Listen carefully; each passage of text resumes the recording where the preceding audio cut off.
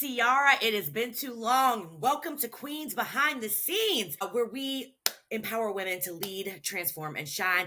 We spotlight powerful women making waves in their industries. I'm your host, Sharice Beckett, and today we have an incredible guest joining us, Ciara Walton from Run for Something. Ciara is the Chief People and Equity Officer and is on a mission to inspire and support the next generation of diverse progressive leaders to run for office and create lasting change. And today we are diving into what it really takes to thrive as a queen, leading in the advocacy space. Now felt like just the right time to be having this discussion because it's more than just getting the seat at the table. We always heard we want a seat at the table, we want a seat at the table. It's about more than that. It's about showing up, speaking up, and shaking the table if we need to shake the table. Ciara and I used to be colleagues, and I've just really always admired her work in the DEI space. I love hearing the origin of Queen's leadership. So let's start there. First of all, hello. I know I did a whole bunch of talking. Hello and welcome to the Queens Behind the Scenes, the Crown Your Success Corner. Thank you. I will Put your crown on. Put your crown on. So I really like to start out asking about your background. So let's start with what sparked your passion for civic engagement and leadership? Because I've been in that space before, not as the organizer or the policy person, but in a support function. And that was hard. So tell me what sparked your passion. Yeah. What sparked the first leadership role I really stepped into was when I'm from Jacksonville, Florida, and I had the opportunity to lead the charge with some high schoolers. When I was working with the American Lung Association, I had the opportunity to work with them on making sure that tobacco flavored candy was eradicated from the front store, like stores that kids will go into, convenience stores. Now that I live in New York, they call them bodegas, Yes. in those places, to make sure that students or kids that are coming in there are not looking at candy and saying, oh, I think I want this candy, and it's actually candy flavored tobacco. So in Florida, I know it was a while. That is crazy. Right. You walk in and it's like, oh, this chewing gum, this actually tobacco flavored. Tobacco. Right. And kids would buy them because they thought, oh, it tastes like candy and it's something that I can, just have. And I started working with kids that were like, hey, we want to make sure that we're educating our other students on what that looks like, how to make sure we advocate for eradicating those things from the front places of convenience stores. And with them, I learned a lot from them and they learned a lot from me. And it was more so that students can advocate for themselves. They can put their voices in the forefront. And my goal was to help them figure out how to navigate their story and to be able to build that story, then take that to the local government. And even at one point, we got to the state. That was the first time I stepped into a leadership position where leading a student group to organize an event such as that really did put me in the forefront. And at the same time, I was so early in my career in leadership things. I really doubted whether I was qualified to really lead the group. At the same time, I felt like I was still a young adult, but the experience really taught me that leadership is just not about having all the answers, and it's about willing to figure them out and figuring it out as a collaborative, as a collective. That built my confidence and shaped how I approach leadership today. Amazing. Well, tell me about your journey to Run for Something, because we worked together before at PPFA. What was it about this organization's mission that kind of drew you in? Yeah, so I was drawn to Run for Something because it's not just about politics. It's really about changing the space of who gets to lead. And as someone who's passionate about equity and building transformational spaces, I saw an opportunity to really help cultivate leadership pipelines. And that actually reflects the communities that I'm a part of, that other people of color are a part of, people who are from marginalized communities are a part of, and we get to lead spaces. Run for Something does just that. And that mission drew me to want to be in a space where I am working collectively with people like minded, progressive, making sure that, again, those voices are being heard and being elevated in those spaces that typically don't get the space to take up space. Yeah. And I work on the back end of the things now. I used to do the organizing and the pieces like that. I get to give advice on what that looks like. But now I'm taking care of the people who are making sure that we have spaces for people of marginalized communities to take up space, to do the things to lead us in a progressive direction. Yeah, that's awesome. Yeah, I mean, it's funny you say that because like because you did go from from an organizer to like the support function. Mhm. I'm sure that has helped you though understand the work of the people that you support, right? Definitely. Yeah. It's one of those things where you feel like you've been through every phase of it, and when I'm in a leadership position and something happens and I can recall how I felt, it's just like, okay, taking your experience and the experience that this person is having, and then Yeah. let's see what that looks like. My leadership journey has really taught me a lot of different things from that. Yeah. And now I know you said this, you kind of leaned into this a little bit, but like many women, especially Black women, experience imposter syndrome in leadership roles. You just kind of touched on it a bit, but have you ever dealt with that and how did you push past it? I think we all have dealt with that, honestly. Yeah, absolutely. Imposter syndrome is so real. It's so real, so Right, right. real. And especially I think for women, Black women in leadership. But I try to remind myself that I'm not lucky to be here, but I'm ready to be here. I combat those different doubts by focusing on the impact of my work and really surrounding myself with people who remind me of my power and really giving myself permission to take up space. Like I am all for people taking up space. But again, I'm not lucky to be here. I'm ready to be here. And so that's just my constant reminder to self when imposter syndrome starts to creep in and it's like, hey girl, can you do this or can you not do this? And then the other side is like, yeah, we've been ready to do this, so let's do it. And that usually what pushes me through. Yeah. Do you think it's societal that has this like that influences this imposter syndrome, especially with Black women? Do you think it's maybe like the environment, the society that we live in that has in some way indirectly or directly told us we don't belong? Do you think that's tied to the imposter syndrome? I mean, I'm sure it possibly is. I think it does. I think it has to do with that exactly. It's just we get pushed in so many different directions telling us that we can't or we shouldn't do certain things, or if we try to do this thing you're going to fail. And I think those things have like creeped in our mind and created those doubts. But I do believe that it's up to us and our community and those people that we surround ourselves with to help us pull ourselves out of those instances when it comes up for imposter syndrome. But definitely media, social media, and Yeah. just people who might be in doubt of us. But again, the collective, the collaborative, the groups are the things that have really helped me succeed and to push forward past imposter syndrome. Yeah. I mean, yeah, it's real. And the higher you get, the harder it is. I think because and it's like it's the same thing. You need representation in every area. So historically, we haven't seen that representation at levels of executive. I mean, I know in West Virginia where I grew up, I did not see that. I think maybe like two families had like somebody I was like, "Oh, okay.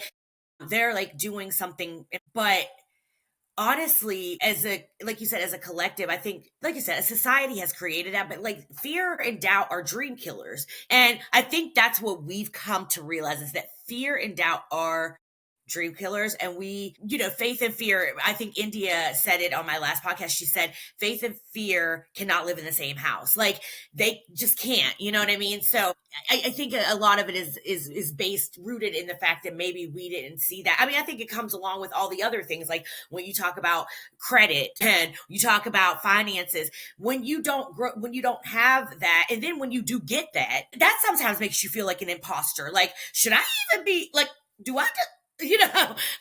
So it is so true. I know leadership isn't always glamorous and it's often filled with those challenges that test our resilience. And lately, one of those challenges is navigating the pullback on DEI initiatives, which is making me sad and just uncomfortable. But what are some of the biggest obstacles you face in leadership during this shift? I mean, this is your work. Yeah. Yeah, one of the biggest obstacles that has been watching organizations really deprioritize DEI while still expecting their diverse talent to really show up without the real support. I do remind myself that this work has never been about what's convenient, it's about what's necessary. And seeing people pull back their statements or, saying that, hey, we're going to focus only on these two things and we're no longer going to do this index that honors and represents LGBTQ people and things to that extent. I mean, again, like it really has been one of the biggest obstacles. And like knowing that tomorrow, after they deprioritize DEI, that they are going to end up asking their diverse talent to show up, be their best selves, be productive, and be able to feed back into the community of the workplace. That has been one of the hardest things for me because it's just as a person who has dedicated their career to doing diversity, equity, and inclusion work and making sure that equity is at the center of it. There's so many inequitable things that organizations and companies are doing, and having to know that there are people in those workplaces who are part of these impacted, or I like to call them underestimated communities, because if you give us the space to do the things, we do them. You just underestimate our ability to do those things. And so it's just really been hard watching people deprioritize DEI. It's really a hard space to be in, but it's a necessary space to be in. Yeah. When companies deprioritize DEI, how do you think that that is impacts the broader community and their organization? Like you just said, you're pulling back diversity, equity, and inclusion, but you still expect your diverse staff to show up and show out for you. You know what I mean? And it's like, but you're actually deprioritizing my well-being, my inclusion, my equity. You are deprioritizing all of that. And so what do you think the impact is on our broader community and the organizations as a whole?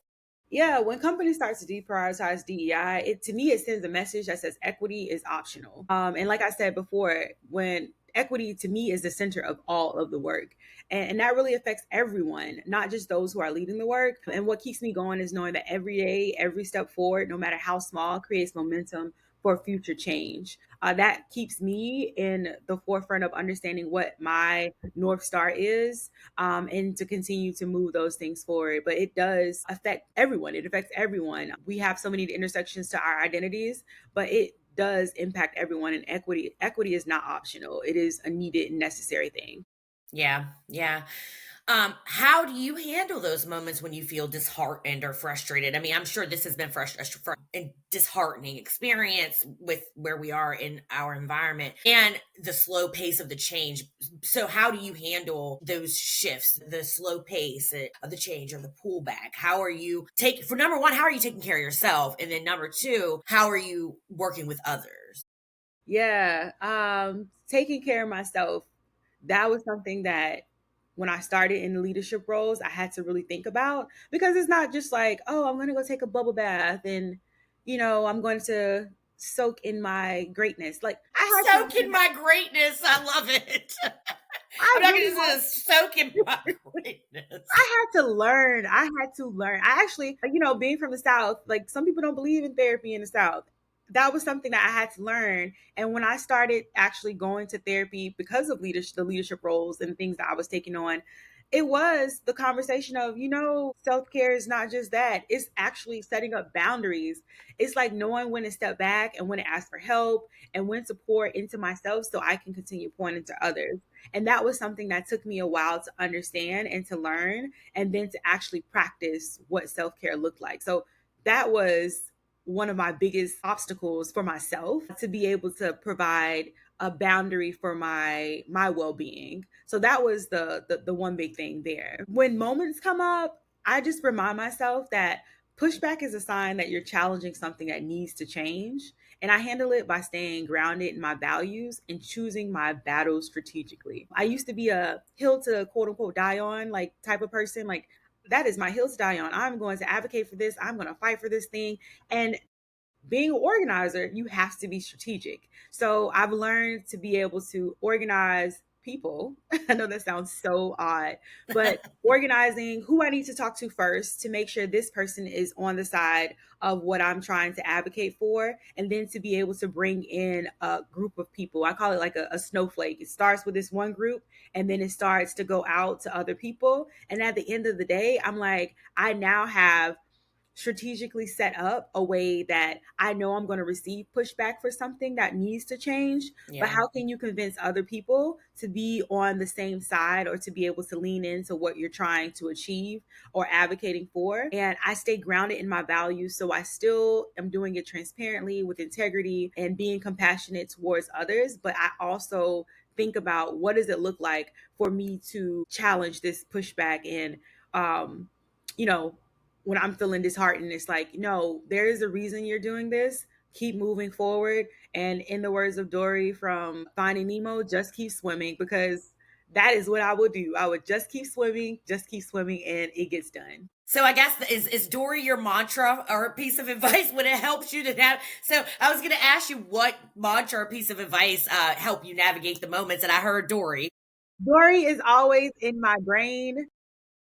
Just keep swimming, just keep swimming, just keep swimming, swimming, swimming. Just What do keep we do? We swimming. swim. And I'm like, yes, we swim. But the other thing that keeps me going is like I just remind myself that you didn't come this far just to come this far. Like you didn't come this far just to come this far. And that again takes me back to Dory. Like just keep swimming. We're Yeah, here. I Keep it like that. moving. I didn't come this far to come this far. Like I'm not going to stop here. If Right. I'm gonna go full throttle. Yeah, I love that. Well, Ciara, getting a seat at the table is often seen as the goal, which I think my perspective has definitely changed about that over time. But we both know that's just like the beginning of it, the seat at the table. Can you share your perspective on why the seat isn't enough, especially in our current climate? Yeah, I mean, having a seat at the table is just the start. What really matters is who gets to build the table, who gets to build it. I don't want to be at the just table that doesn't have any form to it. I want to be a part of a table that the people who are being impacted are the ones who get to build the table. If we're not shaping the agenda or shifting policies or opening doors for others, then we're just sitting in someone else's system. And being a part of a group of folks who are impacted by the decisions that are being made, or people whose voices are going to be impactful in the sense of making people feel as if there are the joint pieces of humanity with each other. There's all things that connect us, but those should be the people who are at the table, who gets to build that table together. And that's usually how I feel about it. Like a seat at this table is just a start, but it really does matter who is getting to build that table. Well, yeah, because I don't want a seat at your raggedy table. I'm like, I don't want a raggedy table that I Right. gotta have a seat in. I want the table. First of all, I want, again, like you said, I want to be a part of building the table. And that, I think that's what actually, for me, drew me into even a part of doing this podcast was like, I want to build my own table. Like, so many times we get caught up in asking permission. And I'm like, no, I build my own table because I don't want to be a part of that raggedy ass table. Right, right. I want to be a part of my own table that I'm building, and maybe some other people can build with me, but every table ain't for you. Every table is not for you. That's the Like word. that's for real. Like every table is not for you. And I had to realize that, like, number one, I only want to sit at tables where people want me at the table, right? Like I don't want to have to force my way onto your raggedy table. Mhm. I don't want to have to do that. But I also understand that in our environment right now, I think it's hard to even have those conversations about being at the table without somebody saying, well, that's just reverse discrimination, which is like not a thing. Right. But okay. Uh, I mean, whatever.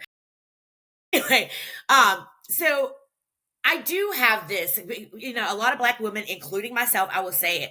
You hear us saying, like, we did our part, 92%, we did our part. This isn't our fight anymore. What do you say to that? Well, what I do say is I get it. I get it. The fight is exhausting. The fight has always been exhausting. It's been exhausting for our mothers, our grandmothers, our great grandmothers. And it goes back into time. The fight has just been exhausting. But we've seen what happens when we step back. Like we've seen what happens when we step When back. we don't, yeah, do anything. Yeah. Right. So maybe the question isn't whether is it our fight, but how we fight differently, in ways that protect our joy while still moving the work forward. And that's why I had to find my middle ground. Is that it is exhausting. I am like, I know that this percentage of women did this. I know that we are moving forward on this. I know that I am deep woven inside my community and that I am doing things to move us progressively forward. But at the same time, I have to make sure I'm protecting my joy or protecting our joy, and then still making sure that we're moving the work forward and finding those who might be tired or exhausted and being able to pour into them and give them some time to rest, rejuvenate, do all the things they need to do, but rejoin. So rest, rejuvenate, and rejoin. Don't count yourself out. Don't feel like, know that it's exhausting, but we're working for a common cause. And that common cause is going to impact us. Again, just like our mothers, our grandmothers, our great grandmothers, the things that they did impacted us. The same thing is going to happen for the future generation. So at this moment, I find my joy, I rest, I rejuvenate, and I rejoin to still move the work forward. Love that saying, rest, rejuvenate, and then rejoin, because it does, that saying there does highlight the fact that you do need the rest, right? You Mhm. do need the rest, you do need to rejuvenate and be resilient. And I like that. Because it does highlight a part of self-care in the process, and you're not just taking care of other people and other people's issues, right? Right. Well, how are you approaching the support of these next generation leaders when resources for DEI are shrinking? How are you supporting the next generation leaders? Yeah, even when resources start to shrink, mentorship doesn't have to. We can still share our knowledge. That's one way. We can make introductions, we can create opportunities in ways don't really require a budget. We've been able to move things in the past without having a budget. We haven't asked for permission to do those things. We've introduced our friends to our friends who introduced us to our friends, our new friends. And, we end up all becoming a part of a network together where we're pushing each other forward and we're mentoring each other, or we're sharing what worked, what didn't work. We're sharing what keeps us to be resilient, what keeps us in the space to be able to rest, to rejuvenate, and to rejoin. And then also, again, it's just like sharing that knowledge of, this is what I did, this is how I'm moving forward, this is what it takes for me to be a wife, a mother, a sister, in my case, a sorority sister, a this and that. Like, it's so many different aspects of mentorship that are there. And my goal in supporting the next generation is answering questions with no filters and learning about like the different stages of my life. There's new things that come into play that I haven't even, there's things that I still have some time to get to,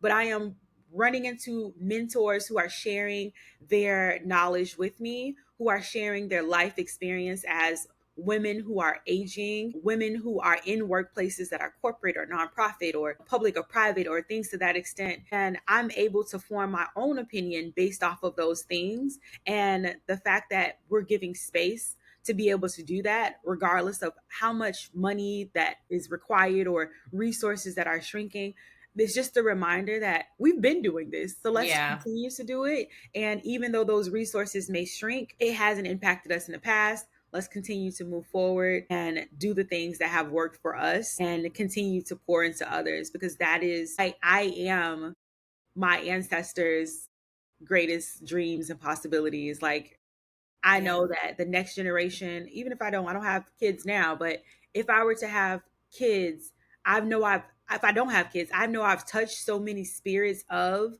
young people, boys, girls, they, them, whomever it may be. I have mentored, shared my opinion, and been authentically and uniquely me in sharing my perspectives to them. And I hope that they're able to continue to do that for the next generation as well. We just talked about this a little bit about the future of leadership, right? And the next generation leaders. Why do you think it's crucial to have more women, especially women of color, stepping into positions of power during this DEI rollback? Yeah. So any space that I've seen, and even we've seen it internationally now with Mhm. like what's happening in Mexico City, as for their first, what people are turning out in droves to support women. And being a black woman, when black women lead in communities, they thrive. Our leadership isn't just about representation, it's about transformation. So when it comes to black women being in spaces where we're making an impact, we're changing a perspective, and we're bringing people along with us. We're not people who are like, oh, I want to win by myself. We want to win with others, because when others are winning, we're all winning. Hmm. And we've been able to see that black women black women lead. Yeah, Black women yeah. lead. We tell you, we predict the future. I Yes. tell you Like, this what is what to, is going to happen. I'm telling you now. here's the things. These are the things to expect. Yeah. Why? Because we either have lived them, Lived it. Yeah. Lived it, or we we seen know, it. Yeah. right? Like We we know. I we have to, promise. we might as well be fortune tellers, Right. because Wait, we see it's so true. we It's see the so things before they true. happen. And it's not just like politically, like we see things in our families, we see things within ourselves and our friends and our family. It's just like, I see this thing, and I also have a plan B, and a plan C, because that's how we are operating. We're strategic because we always have had to. That's, I always say this with black women especially, but black people in general. You get, like, if somebody, you get laid off or something, we don't ever have a problem finding a job. You know why? Because we always got to look for a job. It's just, Say it, and it's not funny, but it is. I mean, it's not funny because it's just like, oh, we know this routine. We've seen this TV show before. Well, you did say, go ahead. and are deep rooted in our Yes, values and our yes, faith. And that's yes. the thing. It's just like, this happened for a reason. Like, I don't know how many people, especially in the South, how many people say this happened for a reason, and you're going to learn what that reason was in the future. Not right now, but you are going through a trial and tribulation, and it's okay, because there's something you're learning from it. And on the other end, you're going to come out a different way. And that might be a joyous way. That might be like, I don't know what my lesson was, but something's happening here, something's stirring up. But we always have that thing, that magic that is just like, it's It's here. us. It's, yeah, Yeah. it's us. Yeah, it is. It is. And it's funny. Yeah. And you said something, but I want to go back to that about transformative leadership. Yeah. What do you think does separate a good leader from a transformational leader, which are two totally different vibes? So when I'm thinking about a transformational leader, it's someone who is a coach.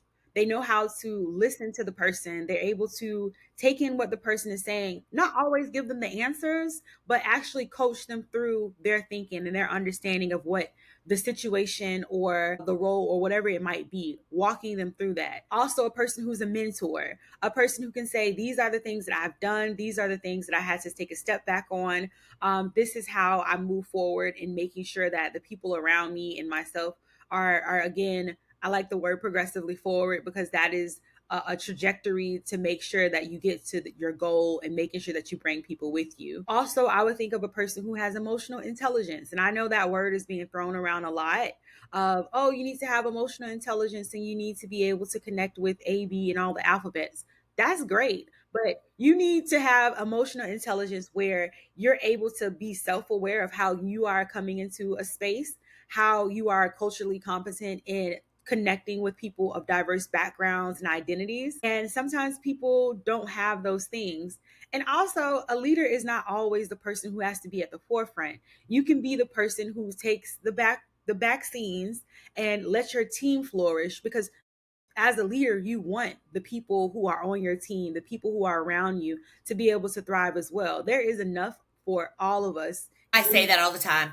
There It's is enough. enough for everybody. It's So just not make sure they pie. have it. Make sure they have the forefront. Make sure they have the floor. Yeah. Pivot to them and allow them that space to take up space. So I think really those are the things that I look for, or the things that I try to exude as a leader. And I don't even really call myself a leader. I just do the things that I believe is right to do by To other do. people. Yeah. And that has pushed me into positions that have been of leadership roles. And I'm grateful for it. And I'm grateful for all the people who've given me opportunities to do those things and to pivot and to be able to, make sure others have the forefront. And I'm happy to be behind the scenes and to be able to root for them, and whatever that might look like, sending them little notes saying, I'm so proud of you, or you did a really great job at this thing. And again, going back to that coaching and mentorship and emotional intelligence and understanding how their cultural dynamics and things are impacting them and how I can show up for them and being self aware. Yeah. So that's transformational leadership. Okay. Yeah. All right. What shifts are you seeing in leadership spaces that really excite you? Because there are some good things that are really going on. So what's exciting you right now around leadership? Some things that are, I would say, people understanding change management. I think change management and emotional intelligence again go hand in hand. There's a lot of changes that are happening in our workplaces, some that we can't control, some that we can control. And to be able to have an understanding of being human towards each other, like this, the human centric approaches to people, I think is important because I think we've started to lose that in certain spaces.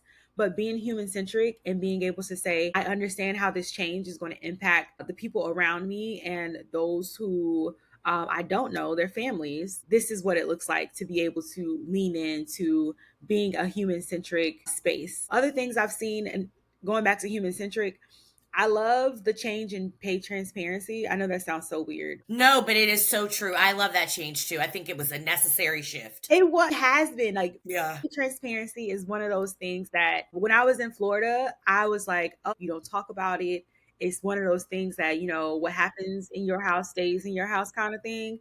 But when I moved to New York, it was more broad open. Again, the mentorship and the sponsorship and stuff like that started to switch up. And I learned a little bit more about what it means to have just the real conversations about things. Transparency also is like a systematic change and a policy change. Yeah. And I feel like when systematic and policy changes start to happen, that's some nice stuff to be able That's to a sit with. yeah. Oh, is this what every state is going to be doing, or is it just some progressive states that are doing it? But that's just one of the things that I do feel like is changing. I will also say sponsorship, not just mentorship, but sponsorship. Yes, we have those people who are our mentors, but sponsorship really takes you to the next level of somebody really putting their everything at the forefront of you moving forward. So that's just another one. And then accountability and hiring and promotions, because I'm in this people in equity role. One of the things that I said to my team this year was my word is accountability. I'm holding everybody accountable for doing the things that we say we're going to do.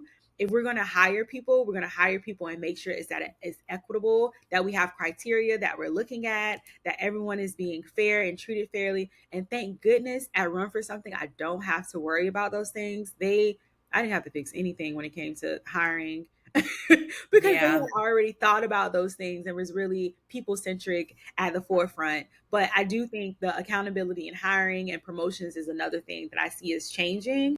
And a lot of people are advocating for what that looks like and making sure that equity is at the forefront, even if we're only talking about belonging and inclusion nowadays, Mhm. because, the DEI has become a word.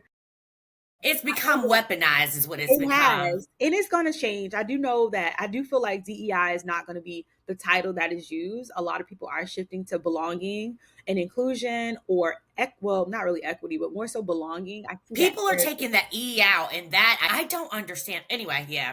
they are taking it out, and I'm like, that's the center to all of our work. Like, It really is because what you're saying, like what you said, is equity is optional. yep, that's what they're saying. Yeah.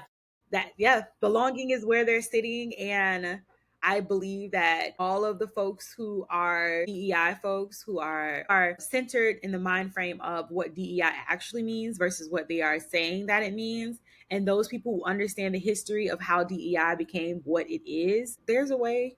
There's a way. That's all. There's a way. Snowflakes. You remember the snowflakes? Snowflakes. I like that. I like that. We're okay. What role do you think everyday women play in the movement? Because it is a movement. Even if they're not running for office, how can they contribute to lasting change? And this is important to me because I would like to know, and I'm sure a lot of my listeners would really like to understand how they can get involved. Yeah. Like I said earlier, when women lead, communities thrive. And our leadership looks so different. So it could be just talking to that one person, or again, I always go back to the organizing model. When you educate somebody, at the end of it, you might be able to mobilize them to take action to do something else. And having that conversation just on what are the barriers that they feel like they might encounter. A woman or a Black woman or mother, or they might say, hey, I don't have the time. I'm a caregiver. I'm also trying to just take care of myself.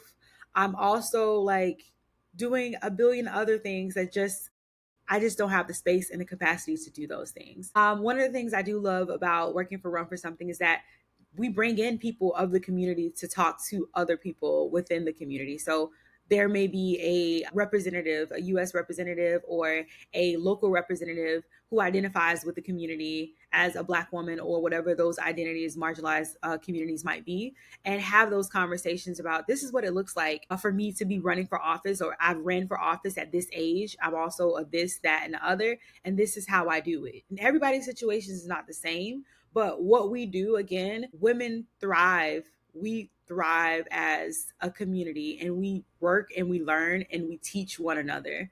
And that has been what I've seen, is that having a space to be able to talk out the real issues, barriers, and challenges we've been able to navigate what that looks like, to be able to work with each other towards that common goal of being able to run for office at a local level. Even if it's just school board, it's like, oh, I'm going to run for school board president or to sit on the school board.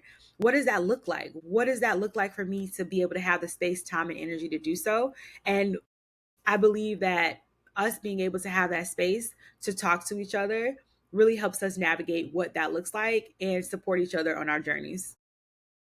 All right. Okay, Ciara, this it's time for the Crown Your Success segment. I'm doing this now. It's a new part of the show that I found really fun. These are quick, fun questions to just get to know you a little bit better. Are you ready? I think so. Okay. What's one book every queen should read? It's kind of an oldie, but The Memo by Minda Hart. Okay, okay, Minda Hart has some good books, but that's the one that did it for me. okay. What's a leadership mantra you live by? I think we heard one. But lead with intention, not just with ambition. Okay. Who is a woman, past or present, you admire as a leader? Oh, it's hard because I got like my past and presents. I would go in the past, and I would say Ida B. Wells. Okay, okay. I love that. Okay, what's a moment that made you feel like the queen you are today? One of those moments. My mom called me this morning and she told me I'm proud of you. So isn't that the most I'm telling you, when moms are so my mom every Wednesday she texts me another great episode. And doesn't it make you feel so good? I was like, oh my God, I'm really glad. She's like, I got my pen and paper out and I got her I have a binder or a journal, a Queens Behind the Scenes journal, and I bought my mom one. And my mom was like just so ecstatic about that.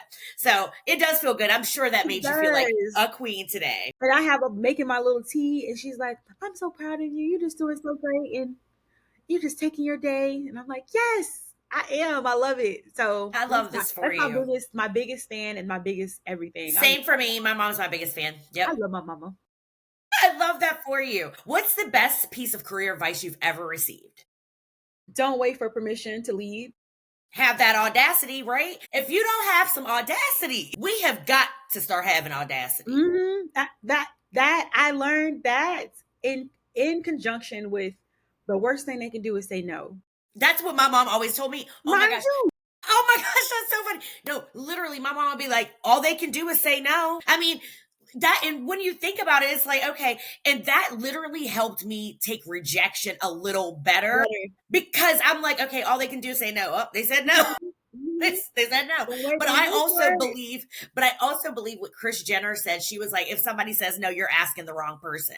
Like, you can get what you need if you navigate the situation right. Right. But yeah, my mom said the same thing. It's like putting those three things together. Like, don't wait for permission to lead. The worst thing they can do is say no. And if they do say no, you're asking the wrong person, then organize. Organize. I love that. Yes, yes. If you had 30 extra minutes in a day just for yourself, how would you spend that? I would go swimming. And I don't sound like Dory. I sound like Dory for real now. Yeah, I know. I would go swimming. I would just go swimming. That I would just be in a fresh body of water or some salt at a beach. Give me water to swim in. I am there. That's amazing. And yeah, water, I can swim tad bit. I mean, I'm not like, I can, listen, I'm proud to say I can swim now Okay. because there was a time when I couldn't. But when I am in the water, it does feel really, really good. And that's so beautiful. You just like, if you had 30 minutes, you just go swimming. Just go That's swimming. amazing. That's great. Last one. What is your go to power song when you need that motivation to be like, you know, Mm. It's so funny because this is also like my theme song is James Brown. Get up off that thing. I James maybe it's the Brown? millennial in me from Harriet the Spy time, like those It is the days. millennial. That song used to come on. I'm like, get up off of that thing and get up. And I'm like, you know what? Yes, let me get up off of that thing and try to release that pressure. You know, Love that. I love that. And why am I about to go play that song upstairs when we get off here? I'm not even joking. I swear I am. it's the best hype song, and it's just like, and you just got little dance pieces in there. Okay, yeah. It gets me going. That's great. Well, Ciara, this conversation has been so powerful, especially during a time when we need more voices like yours advocating for authentic, inclusive leadership. Thank you for sharing your wisdom and experiences with us today. Queens, remember, it's not just about having a seat at the table. It's about knowing you deserve to be there and making your presence count. And some tables just ain't for you. And you don't want to be a part of that raggedy table that ain't for you. And you don't want to be a part of a table where they don't want you there. So now more than ever, we must stay vocal, we must stay involved and support organizations like Run for Something that are doing the work. If you loved today's episode, please leave us a review and share it with another queen who needs this message. And don't forget to follow us on social media for more conversations of empowerment. Until next time, keep showing up, keep shining, and most importantly, keep crowning your success.